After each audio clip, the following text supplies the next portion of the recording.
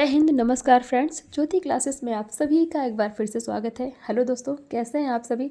I hope आप सभी बहुत ही अच्छे होंगे, स्वस्थ होंगे, अपनी स्टडी भी कंटिन्यू कर रहे होंगे। तो चलिए चलते हैं हमारी आज की मॉर्निंग की क्लास की तरफ। सभी को सुप्रभात, गुड मॉर्निंग, वड़क्कम। और देखते हैं आज के दिन क्या है कुछ खास। तो फ्रेंड्स, आज है यूरिन गगारिन का जन्मदिन। यूरिन गगारिन ऐसे व्यक्ति हैं जो अंतरिक्ष में पहली बार गए हुए थे। कब गए थे? 1961 में 27 साल की उम्र में इन्होंने अंतरिक्ष की यात्रा की थी, अर्थात अंतरिक्ष में गए थे। तो आपसे क्वेश्चन अगर पूछ लिया जाता है कि अंतरिक्ष में जाने वाले पहले व्यक्ति कौन हैं, तो वो है फ्रेंड्स यूरिन गगारिन। और इनका जन्म कब हुआ था? तो 9 मार्च 1934 में इनका जन्म हुआ था। और क्वेश्चन पूछ लिया जाए कि कब ये गए थे अंतरिक्ष में, तो 1961 में गए थे। और जिस समय ये अंतरिक्ष में गए थे उस समय इनकी एज कितनी थी? 27 साल की इनकी उम्र थी। तो ये तो थी आज की हिस्ट्री। और साथ ही साथ फ्रेंड्स, हर साल आज की ही दिन यानी कि 9 मार्च को पूरे देश में राष्ट्रीय मुक्ति दिवस भी मनाया जाता है। तो आई होप आज की हिस्ट्री आपको पता लग गई होगी। तो चलिए चलते हैं हमारी होम साइंस की क्लास की तरफ। जैसा कि आप सभी को पता है, हम कर रहे हैं होम साइंस की सीरीज, और उस सीरीज़ में कर रहे हैं फ्रेंड्स क्लास 6 से लेकर 12 तक की पढ़ाई, जो कि बहुत ही अच्छे से चल रही है। और जितने भी हमारे न्यू व्यूवर्स हैं, आप सभी को मैं बताना चाहती हूँ कि जो हम ये सीरीज़ कर रहे हैं उसमें क्लास 6 to 8 तक की पढ़ाई को हमने कंप्लीट कर लिया है। अभी हम पहुंच गए क्लास 9th में। और क्लास 9th में आज आप स्क्रीन पर देख पा रहे होंगे हम करने वाले हैं चैप्टर 10th।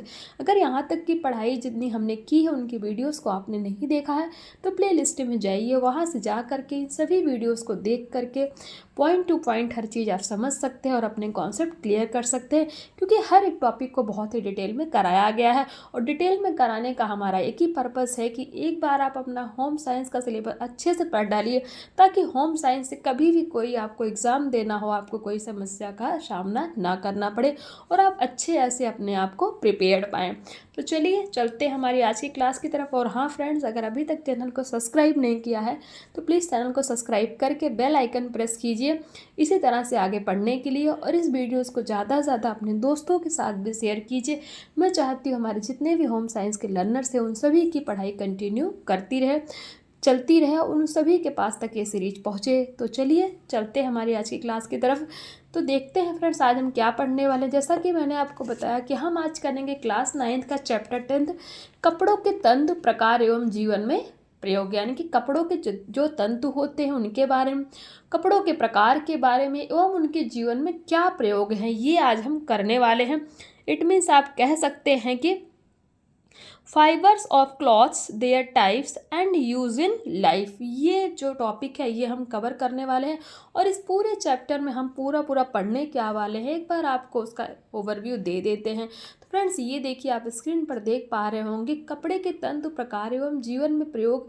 जो ये पूरा हमारा चैप्टर, इसमें हम पढ़ेंगे वस्त्र विज्ञान के बारे में जानेंगे, इट मीन्स टेक्सटाइल्स के बारे में समझेंगे। कपड़ों के तंतु का फाइबर का अर्थ क्या होता है, प्राकृतिक जन्य अथवा प्राकृतिक तंतु, कृत्रिम तंतु क्या होते हैं, कपास के तंतु कैसे होते हैं, लिनन के तंतु के बारे में जानेंगे, जूट के तंतु के बारे में जानेंगे, हेम्प के तंतु के बारे में जानेंगे, ऊन के तंतु के बारे में जानेंगे, रेशम के तंतु क्या होते हैं, रेयॉन, नायलॉन, एक्रिलॉन, डेक्रॉन, आरलॉन। जीवन में वस्त्रों का उपयोग एवं महत्व, यानी कि जितने सारे फाइबर्स हैं, इट मीन्स तंतु हैं, उन सभी फाइबर्स के बारे में हम इस क्लास में पढ़ने वाले हैं। एग्ज़ाम के दृष्टिकोण से फ्रेंड्स ये जो हमारा चैप्टर है बहुत ही इम्पॉर्टेंट होने वाला है। क्योंकि आप सभी जानते हैं जो भी टीजीटी पीजीटी की तैयारी कर रहे हैं उन सभी को पता है, चाहे आप नेट हो कोई भी एग्ज़ाम हो, सब में टेक्सटाइल का एक अलग से ब्रांच है और टेक्सटाइल बहुत ही ब्रॉड है, सभी को पढ़ना पड़ता है। तो ये जो हमारा आज स्टार्ट होने वाला टेक्सटाइल, इट मीन्स कपड़ों, वस्त्र विज्ञान जो हम पढ़ने वाले हैं, ये हमारा बहुत ही इम्पॉर्टेंट होने वाला है। इसीलिए आपसे मैं रिक्वेस्ट करती हूँ कि इसको बहुत ही ध्यान से और हर एक क्लास के इसको देखिएगा। तो इसको करने से पहले हमने प्रीवियस क्लास में क्या किया था एक बार उसको रिवाइज कर लेते हैं। क्योंकि जब भी हम आगे का पढ़ते हैं तो हमें ये स्ट्रेटेजी हमेशा फॉलो करना चाहिए कि हम प्रीवियस क्लास में हमने क्या किया, उसका रिवीजन लेने से फ्रेंड्स ये बेनिफिट होता है कि हमने जो प्रीवियस में पढ़ा है और अभी जो हम प्रेजेंट में पढ़ रहे हैं दोनों को आपस में हम कनेक्ट कर पाते हैं। तो आई होप ये स्ट्रेटेजी आपको अच्छी लग रही होगी। तो हमने फ्रेंड्स प्रीवियस क्लास में कुछ ज़्यादा नहीं किया था। प्रीवियस क्लास में हमने किया था हमारा चैप्टर 9, ये देखिए चैप्टर 9 था हमारा, क्या था चैप्टर 9 हमने पढ़ा था अशुद्ध वायु द्वारा उत्पन्न होने वाले रोग। उनमें हमने कुछ रोगों के बारे में जाना था, जैसे कि वायु संक्रमित रोग तथा उनका संक्रमण, तपेदिक या राज्य छम्मा अथवा क्षय रोग, इन्फ्लुएंजा, चेचक या बड़ी माता, चिकन पॉक्स या छोटी माता, खसरा, डिप्थीरिया या रोहड़ी, काली खांसी या कुकर खांसी। यानी कि जितने सारे टॉपिक हैं अशुद्ध वायु द्वारा उत्पन्न होने वाले रोग में, इन सारे ही टॉपिक को फ्रेंड्स हमने चैप्टर 9 यानी कि हमारी प्रीवियस क्लास जो हमारी हुई है उनके माध्यम से हमने कंप्लीट किया है। और साथ ही साथ इसको कंप्लीट होने के बाद फ्रेंड्स हमने किया है इसी चैप्टर कुछ क्वेश्चन आंसर्स की प्रैक्टिस, जो कि बहुत ही इंपॉर्टेंट है। अगर आपने उन क्लास को देखी है तो आप जा कर के अगर आपने उन क्लासेस को देखी है फ्रेंड्स तो आपको समझ में आ गया होगा। नहीं देखिए तो प्लीज़ प्लेलिस्ट में जा कर के जो भी हमने ये पढ़े हैं रोग के बारे में, आप उन क्लासेस को देख करके अपने डाउट्स क्लियर कर सकते हैं। तो चलिए हमारी आज की क्लास की तरफ चलते हैं, देखते हैं कपड़ों के तंतु प्रकार एवं जीवन में प्रयोग क्या है। हमने आपको बता दिया कि हम इस पूरे चैप्टर में क्या क्या पढ़ने वाले हैं। स्टार्ट करते हैं। वस्त्र मानव की मूलभूत आवश्यकता है। यह हमारे शरीर को सर्दी, गर्मी, धूप, हवा, पानी इत्यादि भौतिक कारकों से रक्षा करता है तथा मानव को सभ्य एवं सुंदर बनाने में भी सहयोग देता है, जिससे हमारे व्यक्तित्व में निखार आता है। वर्तमान समय में वस्त्रों का महत्व केवल वेशभूषा को संवारने में ही नहीं, बल्कि यह हमारे दैनिक जीवन के अनेक कार्यों जैसे रसोई घर, स्नान घर, बैठक खाना इत्यादि की सज्जा एवं साफ सफाई में भी सहयोग देता है। वस्त्र आधुनिक समय में लोगों को जीविकोपार्जन का साधन भी बना है, क्योंकि इसी कारण से वस्त्र उद्योग एवं फैशन तकनीक जैसे व्यावसायिक क्षेत्र में लाखों लोगों को रोजगार मिल रहा है। वस्त्र विज्ञान देख लेते हैं। इट मीन्स टेक्सटाइल्स साइंस के बारे में जानते हैं। वस्त्र विज्ञान में वस्त्रों का विवेकपूर्ण चयन, उचित प्रयोग, सही देखरेख तथा विधिवत सुरक्षा व रखने की कला का अध्ययन किया जाता है। यानी कि जो हमारा टेक्सटाइल साइंस है उसमें हम इन सब चीज़ों का अध्ययन करते हैं। इससे स्पष्ट है कि वस्त्र विज्ञान का अध्ययन सभी के लिए महत्वपूर्ण है। वस्त्र विज्ञान के लिए प्रयुक्त की जाने वाली सामग्री की सबसे छोटी या मूल इकाई क्या है? वस्त्र का तंतु है। तो ये आपको यानी कि फाइबर, तंतु किसको कहते हैं? फाइबर को। ये आपको पता होना चाहिए कि जो हमारा वस्त्र विज्ञान के लिए प्रयुक्त की जाने वाली सबसे छोटी या मूल इकाई है वो क्या है? वस्त्र का तंतु या रेशा है। प्रत्येक वस्तु किसी न किसी तंतु से मिलकर ही बनता है। यानी कि हर कोई, चाहे वो कॉटन का हो, चाहे नायलॉन का हो, चाहे रेशमी, कोई भी हो, प्रत्येक वस्तु किसी न किसी रेशे से ही मिलकर बनता है। इस अध्याय में हम वस्त्र के तंतुओं से संबंधित विभिन्न बिंदुओं जैसे तंतु का अर्थ क्या होता है, उनके प्रकार, उनके गुण, उपयोग आदि का अध्ययन करेंगे। कपड़ों के तंतु का अर्थ देख लेते हैं। It means meaning of textile fibre के बारे में हम जानते हैं। वस्त्रों के निर्माण में प्रयुक्त होने वाली सामग्री की सबसे छोटी इकाई को कपड़ों का तंतु अथवा रेशा, इट मीन्स फाइबर कहा जाता है। अनेक तंतुओं को एक साथ मिलाकर विभिन्न क्रियाओं के माध्यम से धागा तैयार किया जाता है तथा अनेक धागों को एक साथ मिलाकर बुनाई प्रक्रिया द्वारा वस्त्रों का निर्माण किया जाता है। वस्त्रों के गुण, लंबाई, आकार, मजबूती इत्यादि विशेषताएं तंतु पर ही निर्भर करती हैं। तो ये हमने देखा, कपड़ों के तंतु का अर्थ जाना। तंतुओं की प्राप्ति के स्रोतों के आधार पर तंतु को निम्न 2 वर्गों में वर्गीकृत किया गया है। नंबर 1 प्राकृतिक जन्य अथवा प्राकृतिक तंतु। नंबर 2 कृत्रिम तंतु। प्राकृतिक जन्य अथवा प्राकृतिक तंतु को फ्रेंड्स हम क्या कहते हैं? Natural fibres. और कृत्रिम तंतु इट मीन्स आर्टिफिशियल फाइबर। तो अब हम इनको दोनों को देख लेते हैं। तंतुओं का वर्गीकरण जो हमने देखा ना, 2 प्रकार के हैं, एक प्राकृतिक जन्य, प्राकृतिक तंतु it means natural fibre. Number 2 कृत्रिम तंतु इट मीन्स आर्टिफिशियल फाइबर। दोनों के बारे में देख लेते हैं। प्राकृतिक तंतु कौन कौन से होते हैं? वनस्पतिजन्य तंतु और प्राणीजन्य तंतु से पाए जाते हैं।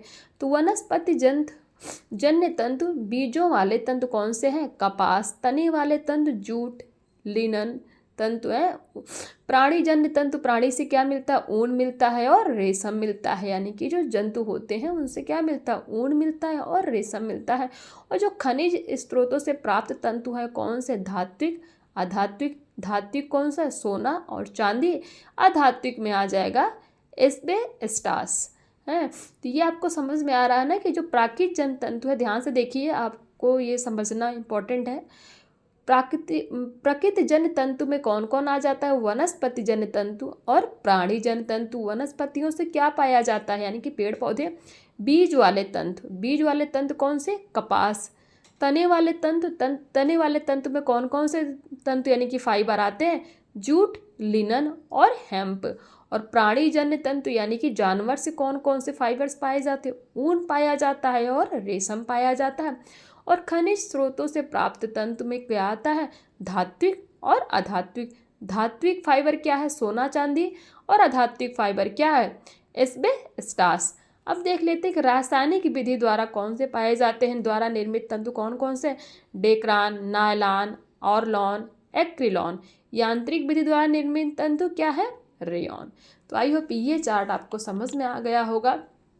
अब इन सबको एक एक करके हम देख लेते हैं, सबके बारे में हम जानते हैं, जो कि बहुत ही इंपॉर्टेंट है। वस्त्र निर्माण के लिए जो तंतु प्रकृति से प्राप्त होते हैं उन्हें प्राकृतिक तंतु कहते हैं। प्राकृतिक तंतु को पुनः 3 उपवर्गों में विभाजित किया गया है। जो प्राकृतिक तंतु हैं इनको भी 3 भागों में बांटा गया। कौन कौन से? वनस्पतिजन्य तंतु, प्राणीजन्य तंतु, खनिज स्रोतों से प्राप्त तंतु। अब वनस्पति तंतु देख लेते हैं। पहला वाला, इस वर्ग के तंतुओं को प्राकृतिक वनस्पतियों से प्राप्त किया जाता है। इन तंतुओं का संगठन कार्बनिक होता है एवं इनका अधिकांश भाग सेल्यूलोज से निर्मित होता है, इसलिए इन्हें सेल्यूलोज तंतु भी कहा जाता है। इंपॉर्टेंट है ये, इसको स्टार मार्क करिए। वनस्पति जंतु को और कौन से तंतु के नाम से जाना जाता है? तो फ्रेंड्स, सेल्यूलोज तंतु के नाम से भी वनस्पतिजन्य तंतु को जाना जाता है। इन तंतुओं में कार्बन के अतिरिक्त हाइड्रोजन एवं ऑक्सीजन का अंश भी रहता है।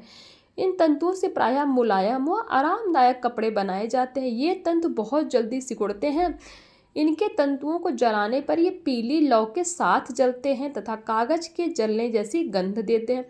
जलने के पश्चात ये भूरे रंग की राख में परिवर्तित हो जाते हैं। तो किस तंतु के बारे में हमने पढ़ा? तो ये हमारा था वनस्पतिजन्य तंतु के बारे में हमने पढ़ा। अब हम नेक्स्ट देख लेते हैं। नहीं, नेक्स्ट नहीं, अब इसमें थोड़ा सा और पढ़ेंगे हम। वनस्पतिजन्य तंतुओं पर अम्लों का प्रभाव है। अधिक सांद्र अम्ल इन तंतुओं को नष्ट कर देते हैं, परंतु क्षार से तंतु अप्रभावित रहते हैं। इसके अंतर्गत कपास के तंतु, जूट के तंतु, लिनन तथा हेम्प सम्मिलित हैं। इसके अतिरिक्त केले, अनानास तथा नारियल के पेड़ों से भी ये तंतु प्राप्त किए जाते हैं। वानस्पतिक तंतुओं को भी निम्न 2 वर्गों में विभक्त किया गया है। अब ये देखिए, जो हमारा वानस्पतिक तंतु है इसको भी 2 वर्गों में विभाजित किया गया। नंबर 1 है बीज वाले तंतु, हमने ऊपर ही देखा ना। एक है हमारा बीज वाले तंतु और दूसरा है हमारा जूट। तो देखते हैं फटाफट। बीज वाले तंतु में हम देखते हैं कुछ पेड़ कपास ऐसे होते हैं जिनके बीज या कोष के चारों ओर तंतु चिपके हुए होते हैं। इन बीजों को एकत्रित करके उनमें से तंतु प्राप्त किए जाते हैं, जिन्हें बीज वाले तंतु कहा जाता है। अब नंबर 2 में देख लेते हैं तने वाले तंतु। ऐसे पेड़ जिनके तने से तंतु प्राप्त किए जाते हैं, अर्थात विभिन्न प्रक्रियाओं द्वारा पौधों के तने से तंतुओं को खींचकर निकाल लिया जाता है, तने वाले तंतु कहलाते हैं। इसके अंतर्गत लिनन, जूट व हेम्प आदि आते हैं। तो हमने 2 तरह के तंतु पढ़े ना, एक बीज वाले तंतु और दूसरा तने वाले तंतु। ये किसमें हमने पढ़ा? वानस्पति जन्य तंतु के अंतर्गत हमने पढ़ा। यानी कि वानस्पति जो तंतु जन्य तंतु होता है वो उसको भी 2 वर्गों में विभाजित किया गया है। वो 2 वर्ग कौन कौन से हैं? बीज वाले तंतु और तने वाले तंतु। अब दूसरा देख लेते हैं प्राणीजन्य तंतु, यानी कि प्राणीजन्य तंतु के बारे में हम पढ़ते हैं। प्रकृति में प्राणियों एवं जंतुओं से प्राप्त होने वाले तंतु को प्राणीजन्य तंतु कहा जाता है। ये तंतु प्रमुखतः प्रोटीन से बने होते हैं। जो प्राणीजन्य तंतु होते हैं वो किससे बने होते हैं? प्रोटीन से बने होते हैं, इसलिए ये तंतु प्रोटीन तंतु भी कहलाते हैं। इंपॉर्टेंट है। प्रोटीन तंतु को और किस नाम से जाना जाता है? तो प्राणीजन्य तंतु के नाम से जाना जाता है। प्राणीजन्य तंतु को और किस नाम से जाना जाता है? तो प्रोटीन तंतु के नाम से भी जाना जाता है। रेशम एवं ऊन इन तंतु के प्रमुख उदाहरण हैं। ऊन पशुओं के शरीर पर उगने वाले बालों से प्राप्त होते हैं तथा रेशम के कीड़ों द्वारा उत्पत्ति उत्पादित किया जाता है। यानी कि जो ऊन होता है वो पशुओं के शरीर पर जो बाल होते हैं उनसे प्राप्त होता है। और पशु क्या, जैसे भेड़ हो गया है, तो ये सब क्या है, हमारा इन्हीं से, भेड़ से ऊन मिलता है ना, तो ऊन क्या है, पशुओं से प्राप्त होता है। और जो रेशम के जो कीड़े होते हैं उनके द्वारा रेशम पाया जाता है। तो ये प्राणीजन्य तंतु आपको समझ में आ गया हो गया। अब नंबर 3 देखते हैं, खनिज स्रोतों से प्राप्त तंतु, जो हमने देखा था। खनिज स्रोतों से धात्विक एवं अधात्विक दोनों प्रकार के तंतु प्राप्त किए जाते हैं, जो निम्न प्रकार के हैं। नंबर 1, धात्विक तंतु, इट मीन्स मेटेलिक फाइबर के बारे में देखते हैं। इस प्रकार के तंतुओं में मुख्यतः सोना एवं चांदी के पतले तारों का प्रयोग कर वस्त्रों को सजाया एवं बनाया जाता है। सोना व चांदी खानों से ठोस रूप से प्राप्त किए जाते हैं। इन धातुओं को गर्म करके एवं खींच कर धागा बना लिया जाता है। इन तंतुओं का प्रयोग वस्त्रों के सजाने में किया जाता है। इन तंतुओं के धात्विक होने के कारण इनसे सजे वस्त्र भारी होते हैं। इन वस्त्रों में लटकनशीलता एवं लचकपन का अभाव पाया जाता है। इन वस्त्रों को धोने में भी समस्या होती है। तो ये आपने जाना धात्विक तंतु के बारे में। अब देख लेते हैं अधात्विक, it means non metallic fibres के बारे में देखते हैं। अधात्विक स्रोत में मुख्यतः एस्बेस्टॉस के तंतु को वस्त्र निर्माण के लिए प्रयोग किया जाता है। किसको? एस्बेस्टॉस के तंतु को वस्त्र निर्माण के लिए प्रयोग किया जाता है। यह एक अधात्विक पदार्थ है। क्या? एस्बेस्टॉस क्या है? एक अधात्विक पदार्थ है तथा इसके तंतु अत्यंत कोमल, लंबे, उज्ज्वल व बारीक होते हैं। ये ताप के कुचालक होते हैं। एस्बेस्टॉस तंतु जलते नहीं हैं तथा जंग प्रूफ व एसिड प्रूफ होते हैं। यानी कि जो एस्बेस्टॉस तंतु होते हैं, एस्बेस्टॉस फाइबर होते हैं, वो जलते नहीं, ये जंग प्रूफ भी होते हैं और एसिड प्रूफ भी होते हैं। एस्बेस्टॉस के इन्हीं गुणों के कारण आग बुझाने वाले व्यक्तियों की पोशाकें एस्बेस्टॉस की बनाई जाती हैं, जो इटली, कनाडा, दक्षिण अमेरिका इत्यादि देशों की चट्टानों से प्राप्त किया जाता है। तो जो एस्बेस्टॉस है ये कहाँ से प्राप्त होता है आपको पता होना चाहिए, इंपॉर्टेंट है। इटली, कनाडा, दक्षिण अमेरिका ऐसे देशों से एस्बेस्टॉस की प्राप्ति होती है। तो ये तो हमने जान लिया कुछ जो है खनिज स्रोतों से प्राप्त तंतु, यानी कि धात्विक, मेटेलिक फाइबर और नॉन मेटेलिक फाइबर के बारे में। अब देख लेते हैं कृत्रिम तंतु, यानी कि आर्टिफिशियल फाइबर के बारे में जानते हैं। वस्त्र निर्माण के लिए रासायनिक तथा यांत्रिक विधियों द्वारा प्रयोगशाला में तैयार किए गए तंतु को कृत्रिम तंतु कहा जाता है। इन तंतुओं से तैयार किए गए वस्त्र प्राकृतिक तंतु से तैयार वस्त्रों की अपेक्षा अधिक टिकाऊ एवं मजबूत होते हैं। कौन से? कृत्रिम तंतु, इट मीन्स आर्टिफिशियल फाइबर। कृत्रिम तंतु 2 प्रकार के होते हैं। कौन से? यांत्रिक विधि द्वारा निर्मित और रासायनिक विधि द्वारा निर्मित। कृत्रिम तंतु कितने प्रकार के होते हैं? 2 प्रकार के होते हैं, यांत्रिक विधि द्वारा निर्मित और रासायनिक विधियों द्वारा निर्मित। तो देखते हैं यांत्रिक विधि द्वारा निर्मित तंतु के बारे में हम जानते हैं। It means made by mechanical method. यांत्रिक विधि से तैयार कृत्रिम तंतु को क्या कहा जाता है? रेयॉन कहा जाता है। रेयॉन मुख्यतः नाइट्रोसेल्यूलोज तथा क्यूप्रामोनियम द्वारा तैयार किया जाता है। तो जो रेयॉन होता है वो किससे तैयार किया जाता है? नाइट्रोसेल्यूलोज तथा क्यूप्रामोनियम के द्वारा तैयार किया जाता है। इससे बने वस्त्र अत्यधिक सुंदर एवं टिकाऊ होते हैं। अब देख लेते हैं नंबर 2, रासायनिक विधियों द्वारा तैयार, it means produced by chemical method. रासायनिक पदार्थों पर रासायनिक अभिक्रियाओं के परिणाम स्वरूप जिन वस्त्रोपयोगी तंतुओं का निर्माण होता है उन्हें रासायनिक तंतु कहा जाता है। रासायनिक विधि से निर्मित तंतुओं ने वस्त्र उद्योग में एक क्रांति उत्पन्न कर दी है। इन तंतुओं के प्रयोग से वस्त्र उद्योग ने आशातीत सफलता प्राप्त की, यानी कि बहुत सफलता प्राप्त की है। इसलिए इन तंतुओं को जादुई तंत्र कहा जाता है। इन तंतुओं से बने कपड़ों को आसानी से धोया एवं सुखाया जा सकता है। इनसे बने कपड़ों पर इस्त्री अर्थात प्रेस करने की आवश्यकता नहीं होती। इन तंतुओं से विभिन्न प्रकार के जर्सी, स्वेटर, कार्डिगन, स्लैक्स व मोजे इत्यादि बनाए जाते हैं। नायलॉन, ऑरलॉन, डेक्रान, एक्रिलॉन इत्यादि रासायनिक क्रियाओं द्वारा तैयार कृत्रिम तंतु हैं। तो रासायनिक क्रियाओं द्वारा कौन कौन से तंतुओं को तैयार किया जाता है? तो एक हो जाएगा नायलॉन, दूसरा ऑर्लॉन, तीसरा डेक्रॉन, चौथा है एक्रिलॉन और बहुत सारे तंतु हैं जो हम आगे पढ़ेंगे। इनसे तैयार होने वाले वस्त्र चमकीले, पक्के रंग वाले एवं सिकुड़न रहित होते हैं। किससे किससे तैयार होने वाले? रासायनिक विधियों द्वारा जो तंतु बनाए जाते हैं उनके बारे में हम बात कर रहे हैं। तो ये तो हमने पढ़ लिया फ्रेंड्स, क्या यांत्रिक विधि द्वारा निर्मित और रासायनिक विधि द्वारा निर्मित तंतु के बारे में हमने जाना। अब इसी से रिलेटेड कुछ क्वेश्चन आंसर। वस्त्रों के गुण, लंबाई, आकार इत्यादि विशेषताएं किस पर निर्भर करती हैं? तो बताइए, वनस्पति जन्य तंतु के अंतर्गत कौन कौन से तंतु आते हैं? चांदी के तंतु किस प्रकार के तंतु हैं? बताइए, अभी पढ़ा, धात्विक है क्या अधात्विक है? जादुई तंतु किन तंतुओं को कहा जाता है? वही जो भी हम ऊपर पढ़ रहे हैं, गेस कर लिया होगा शायद आपने, तो उसका आंसर बताइए कमेंट बॉक्स में। तो ये तो हमने फ्रेंड्स किसके बारे में पढ़ा?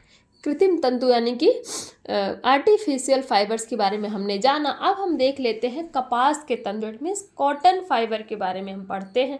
कपास के तंतु बीज से प्राप्त होने वाले वनस्पति जन्य प्राकृतिक तंतु हैं। भारत को कपास की जन्मभूमि माना जाता है। कपास के पौधे के फूल झड़ने पर कोय या बीज निकल आते हैं जिनके चारों ओर तंतु चिपके होते हैं। बीजों के फट जाने पर इन्हें धूप या धूल से बचाने के लिए एकत्रित कर लिया जाता है, जिनमें से बिनौल यानी कि कपास के बीज निकाल कर वह उनकी गांठ बांधकर मशीनों में भेज दिया जाता है। जो कपास के बीज होते हैं उनको किस नाम से जानते हैं? बिनौले। किस नाम से? बिनौले, भी आपको पता होना चाहिए। वहाँ रुई को धुनकर छोटे व बड़े तंतु अलग करके उनकी पुनिया बनाई जाती हैं। उन पुनियों को मशीन द्वारा खींचकर व ऐंठन देकर सूत काता जाता है। तत्पश्चात सूत को कपड़ा बुनने के लिए भेज दिया जाता है।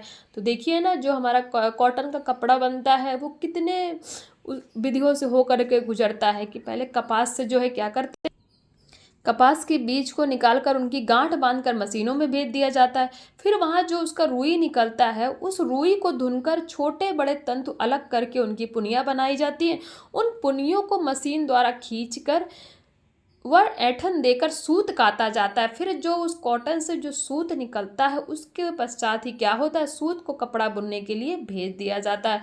बुनाई प्रक्रिया द्वारा उन धागों को मिलाकर वस्त्र तैयार किया जाता है। इसे ही सूती वस्त्र कहा जाता है। खद्दर प्रमुख सूती वस्त्र है। भारतीय सूती वस्त्र प्राचीन समय से ही विश्व प्रसिद्ध थे, जैसे ढाका का मलमल, सबनम, अब्रवान तथा मखमल। ये सब किस में आते हैं? सूती वस्त्र में आते हैं। ये आप चित्र देख पा रहे हैं ना, कपास तंतु की संरचना किस प्रकार की गई है।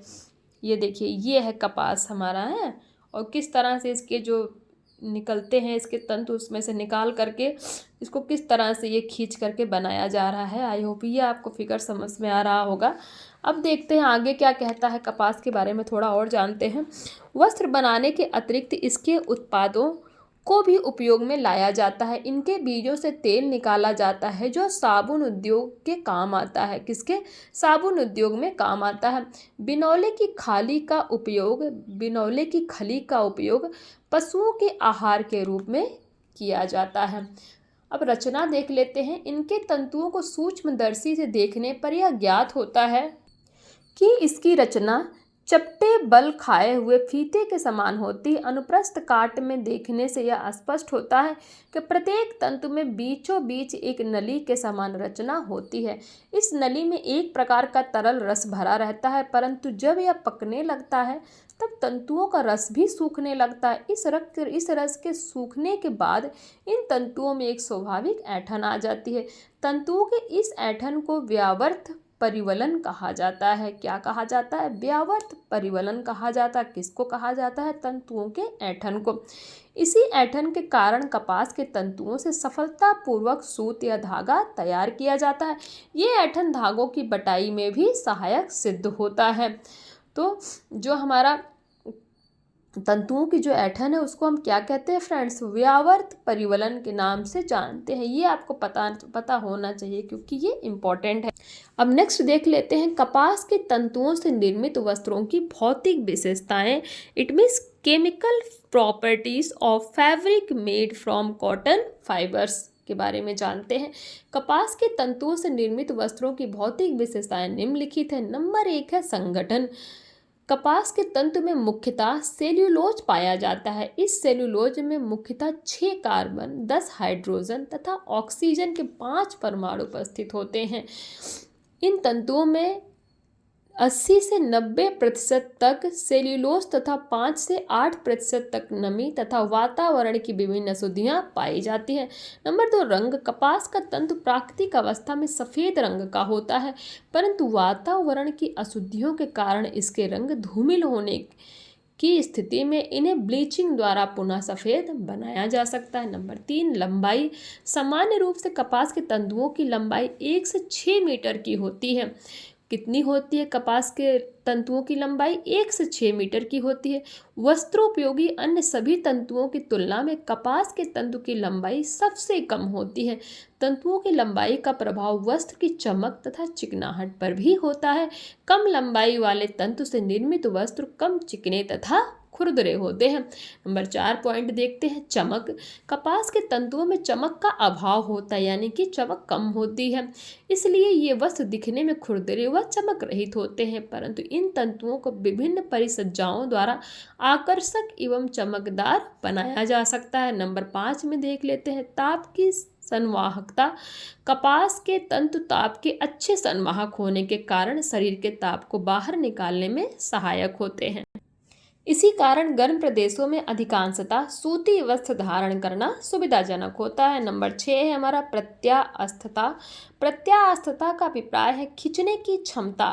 कपास के तंतुओं में किसी प्रकार की प्रत्यास्थता अथवा लचक नहीं होती, इस कारण इसे बनने वस्त्रों का आकार निश्चित होता है। कपास के तंतु में प्रत्यास्थता के गुण के अभाव के कारण ही सूती वस्त्रों में अधिक सिकन पड़ती, यानी कि वो सिकुड़ जाते हैं ना। आप देखें सूती वस्त्र क्या होता है, बहुत जल्दी सिकुड़ जाता है, उसमें सिलवटें पड़ जाती हैं। तो वो किसके कारण होता है कि इसमें जो है खींचने की क्षमता कम होती है। इट मीन्स प्रत्यास्थता का जो है अभाव पाया जाता है। अब देखते हैं नंबर 7 पॉइंट है तनाव सहन करने की क्षमता। कपास के तंतुओं की लंबाई कम होने के कारण इसमें तनाव सहन करने की क्षमता कम होती है, परंतु अगर रेशे भी भीगे हों तो इसमें तनाव सहने की क्षमता 30% यानी कि 30% अधिक बढ़ जाती है। नंबर 8 अवशोषकता। कपास के तंतु जल की नमी को शीघ्रता से सोख लेते हैं। अवशोषकता का मतलब जो शीघ्रता से सोख ले। यही कारण कि सूती कपड़े शरीर से निकलने वाले पसीने को सोख लेते हैं। इनके इसी गुण के कारण तौलिए प्रायः सूती कपड़े के ही बनाए जाते हैं। नंबर 9 रगड़ का प्रभाव। कपास के तंतु एवं सूती वस्त्र पर रगड़ का कोई विपरीत प्रभाव नहीं पड़ता, इसी कारण सूती वस्त्रों को रगड़कर या पीटकर किसी भी तरह से आप धो सकते हैं। शुष्क अवस्था में निरंतर रगड़ से कपास के तंतु घिसकर कमजोर हो जाते हैं। नंबर 10 देख लेते हैं सूती वस्त्रों की धुलाई। सूती वस्त्रों को पानी एवं किसी भी प्रकार के साबुन से सरलता पूर्वक धोया जा सकता है। धोने से सूती वस्त्र शीघ्र ही स्वच्छ हो जाते हैं। इसके इसी गुण के कारण ही बार बार धोए जाने वाले परिधान सूती वस्त्रों के बनाए जाते हैं। अब पॉइंट 11 इट मीन्स 11 में देखते हैं सूती वस्त्रों में सिलवटें पड़ना। कपास में प्रतिस्कंदता के गुण का अभाव होता है। कौन से गुण का? प्रतिस्कंदता के गुण का अभाव होता है, जिस कारण सूती वस्त्रों में शीघ्र ही सिलवटें पड़ जाती हैं। पॉइंट 12 ताप का प्रभाव। कपास के तंतु बिना नष्ट हुए भी ताप सह सकते हैं। इनके इस गुण के कारण ही सूती वस्त्रों पर अधिक गर्म इस्त्री का प्रयोग किया जाता है। तो ये तो फ्रेंड्स हमने किसके बारे में जाने, कपास के तंतुओं से निर्मित वस्त्रों की भौतिक विशेषताएं क्या क्या है, यानी कि जो भी हमारा कॉटन फाइबर है उससे निर्मित तंतुओं की विशेषताएं क्या क्या हैं। तो ये हमने उनके बारे में कुछ पॉइंट्स जाने। आई होप ये जो हमने आज की पढ़ाई की है, इसके जितने भी पॉइंट्स हमने कवर किए वो आपको समझ में आए हो और आपका कॉन्सेप्ट क्लियर हुआ होगा। मैंने तो पूरा समझाने की कोशिश की है फ्रेंड्स। अगर फिर भी आपको कोई डाउट्स रह जाता है तो आप कमेंट के माध्यम से पूछ सकते हैं। नेक्स्ट क्लास से हम स्टार्ट करेंगे कपास के तंतुओं से निर्मित वस्त्रों के रासायनिक विशेषताओं के बारे में हम जानेंगे। जो हमारा नेक्स्ट क्लास में जो हमारा यानी कि जो हम शाम की क्लास करने वाले हैं उसमें ये टॉपिक हमारा स्टार्ट होगा। तो चलिए मिलते हैं हमारी इवनिंग की क्लास में। तब तक के लिए जय हिंद, नमस्कार। हंसते रहिए, मुस्कुराते रहिए, एक दूसरे की हेल्प करते रहिए।